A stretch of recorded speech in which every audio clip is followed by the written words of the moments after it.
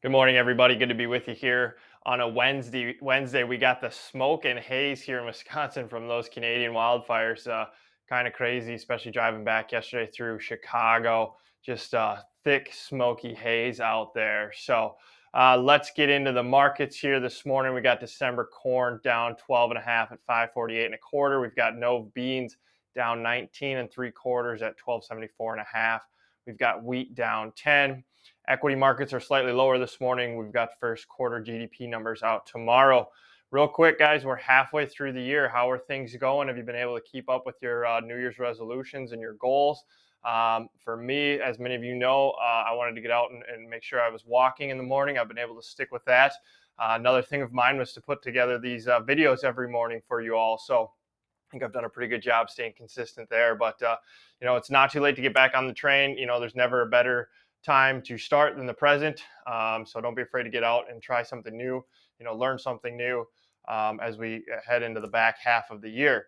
Lastly, if you're not already a subscriber to our channel, please consider subscribing. It helps our channel out, and we certainly appreciate your support.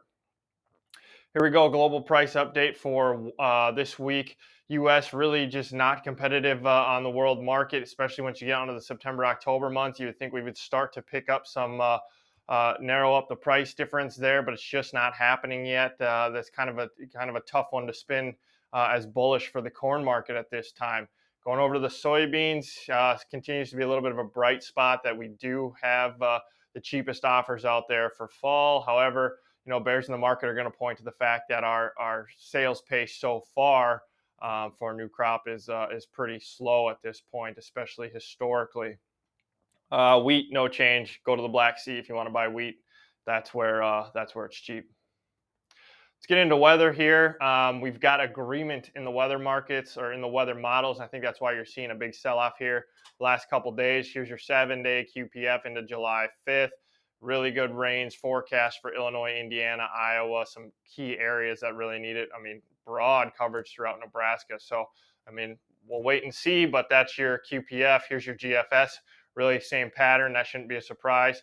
Here's your Euro model, same thing again. So when you get these models in agreement, it doesn't happen often, but you really got to pay attention, and that's what the trade is paying attention to right now.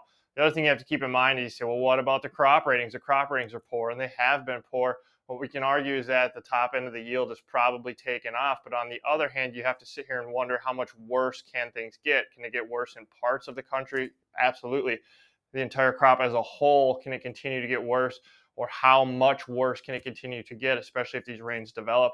I think is something that the market's taking into consideration. Let's look at some charts here real quick. December corn, we had those purple lines. We had those white trend lines. We've done some webinars on this, some morning updates.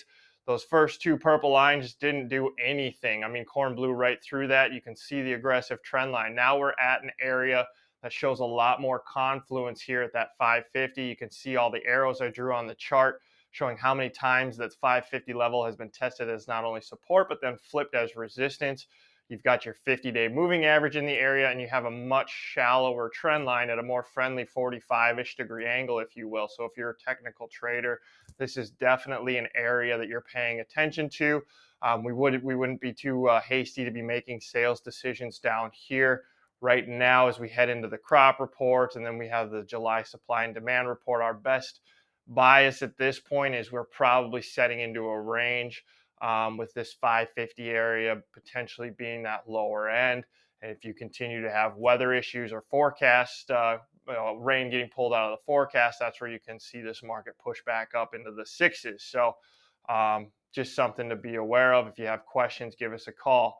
Going over to the soybean side of things, again, a lot less arrows coming into the 1250, but a few more tests of support than what we saw, at the 13 and a quarter and the $13 level. Again, you've got your 50-day moving average there as well. And if I drew a trend line, you'd have a much shallower trend line at this point compared to the elevator up, that we saw recently that just was not sustainable. So we're watching this 1250 area, again for support. A lot of time left in the bean market. See if this can kind of hold. Be ready to sell into rallies. Look, guys, we appreciate you tuning in. As always, don't forget to hit the like button. We appreciate you being here with us. Try something new. We've got half of the year to go. give it your best shot. Have a great day.